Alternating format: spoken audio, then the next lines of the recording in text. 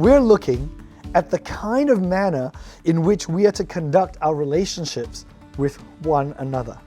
And in the first week, we kicked off with Paul not only urging us to walk in a manner worthy of the calling we were given, but he also asked us to bear with one another in love. Today, we're going to look at the balance or the counterpoint to that. Because as we get to the second one another, you'll see Paul leans in on something that is quite difficult. He goes in Ephesians 4 verse 25.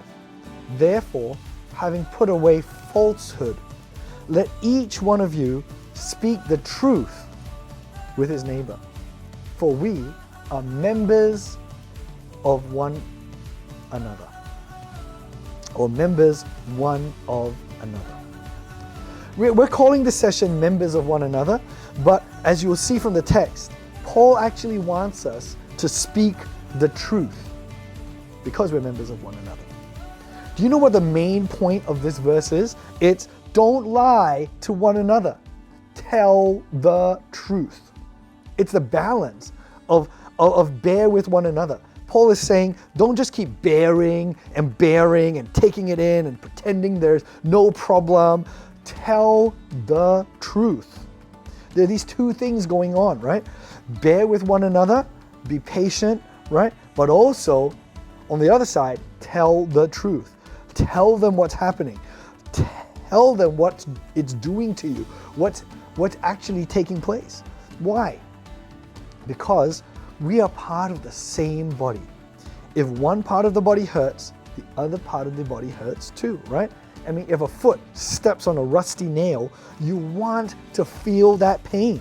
Because if you don't, it can get infected. It can cause problems for the whole body. It might even be life-threatening if you don't treat it.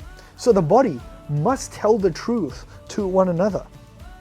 I love the truthful, open communication that we've been able to have as a church with one another over the years. You know, in our church, in me growing up, I feel like people just kind of just tell it as it is. It's actually really good being able to speak truthfully to one another.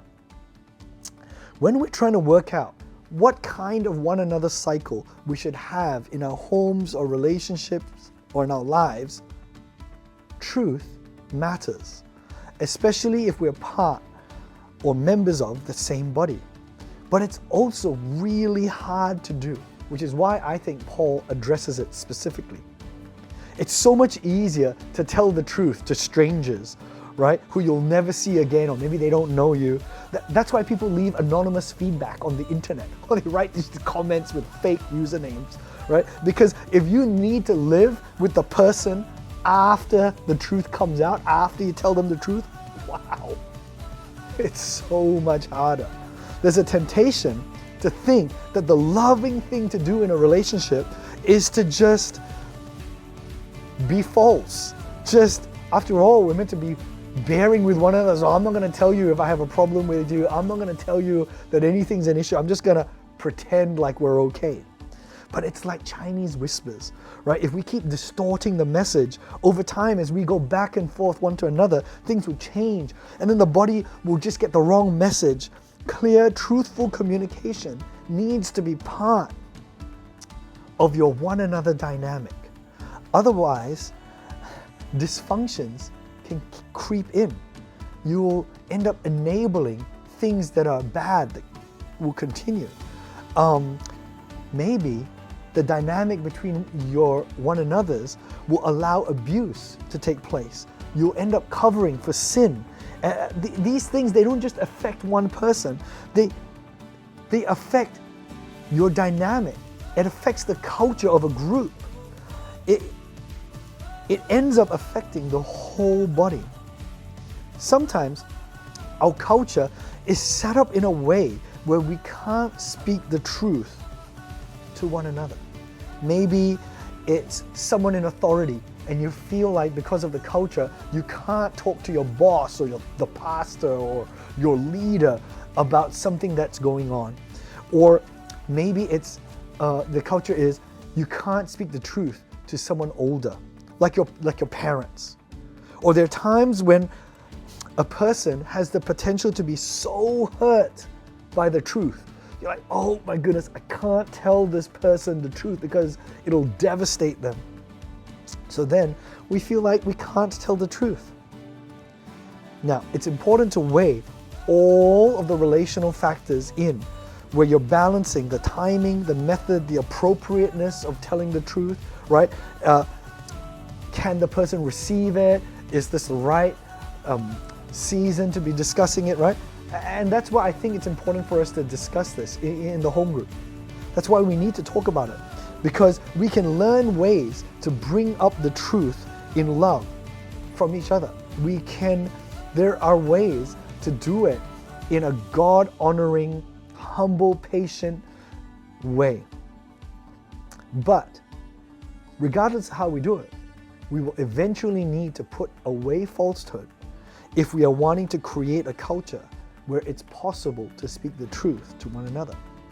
There are also times where we need to be aware of the truth ourselves, right? It's not just, oh man, I gotta tell my father the truth. Since these one another's are part of the cycle, just as we want others to be able to hear the truth, we ourselves must also be people who invite the truth to be told to us.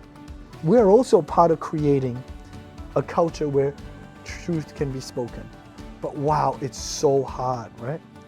When other people see your blind spots and they tell you the truth about things that are happening in your life, man, giving and receiving the truth is pretty hard.